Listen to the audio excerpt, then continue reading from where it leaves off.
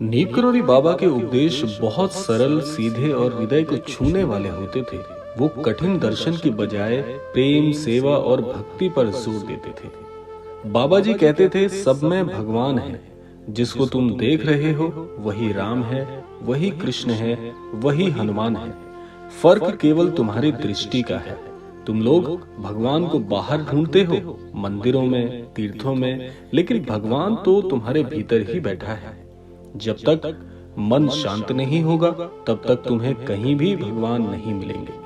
मन को स्वच्छ रखो, जैसे दर्पण साफ करते हो। जब दर्पण साफ होगा तब उसमें भगवान की झलक दिखेगी। बाबा जी एक बात और कहते थे कि प्रेम ही सबसे बड़ा धर्म है। अगर तुमने सच्चा प्रेम करना सीख लिया तो तुम्हें किसी और साधना की जरूरत नहीं। प्रेम में कोई शर्त नहीं होती। सेवा करो बिना किसी फल की इच्छा के। जब तुम बिना स्वार्थ के किसी की मदद करते हो वही सच्ची पूजा बन जाती है। कई बार लोग पूछते हैं कि बाबा, भगवान कैसे मिलेंगे? बाबा जी कहते थे, नाम जपो, राम नाम, हनुमान नाम, जो भी तुम्हारे हृदय को समीप लगता है उसका जाप करो।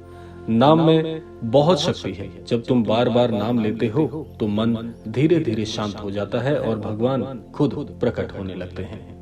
क्रोध, लोभ, ईर्ष्या, ये सब मन के विकार हैं। इन्हें पकड़कर मत बैठो। जैसे कूड़ा बाहर फेंकते हो वैसे ही इन भावों को छोड़ दो। दिल को, हृदय को स्वच्छ रखो, हल्का रखो।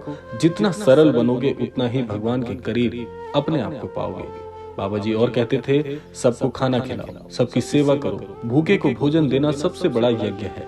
जब तुम किसी के चेहरे पर मुस्कान लाते हो तो समझो तुमने भगवान को ही प्रसन्न कर दिया। और अंत में महाराज जी एक चीज और सिखाते थे कि चिंता मत करो, सब ठीक हो जाएगा। विश्वास रखो, जो कुछ हो रहा है वो भगवान की इच्छा से ही हो रहा है। तुम्हारा काम केवल प्रेम करना, सेवा करना और नाम जाप करना ही होना चाहिए। जय गुरुदेव।